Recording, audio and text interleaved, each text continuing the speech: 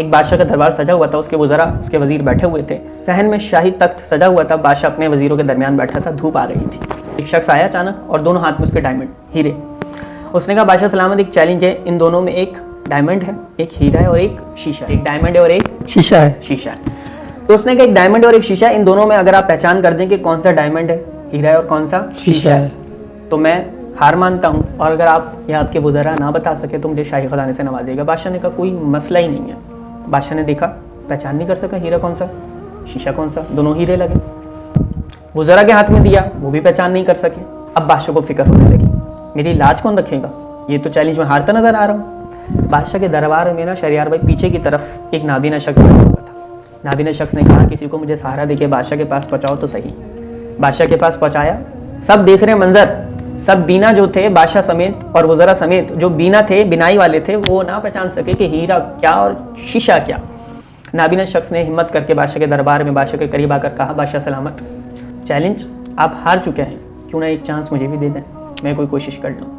अब हैरान सब शिशदर बादशाह वज़रा, यार हमारी आंखें हम ना बता सके, ये कैसे बताएगा। लेकिन बादशाह ने कहा कि चलो हार तो वैसे ही गए हो, इसे एक चांस देने में क्या जाता है। जैसे ही उसे मौका मिला, उसने एक हाथ में हीरा लिया,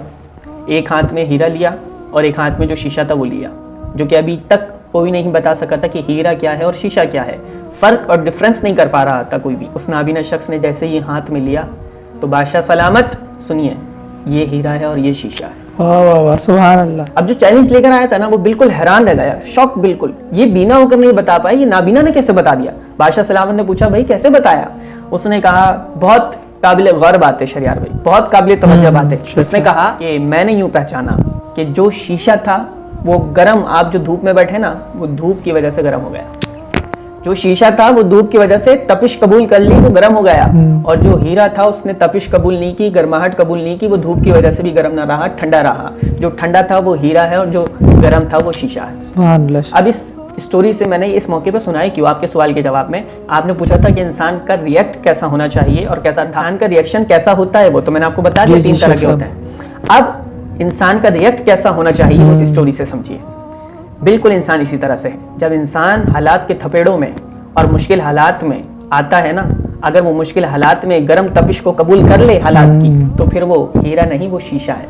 सुभान अल्लाह। और अगर वो हीरा है फिर वो मुश्किल हालात का मुकाबला डट के करेगा और हालात की तपिश को कबूल ना करेगा, बल्कि वो डट के मुश्किल हालात का मुकाबला करेगा और वो जमाने को साबित करेगा मैं वही गौहर हूँ कि जिसकी तरफ दीन इस्लाम नहीं।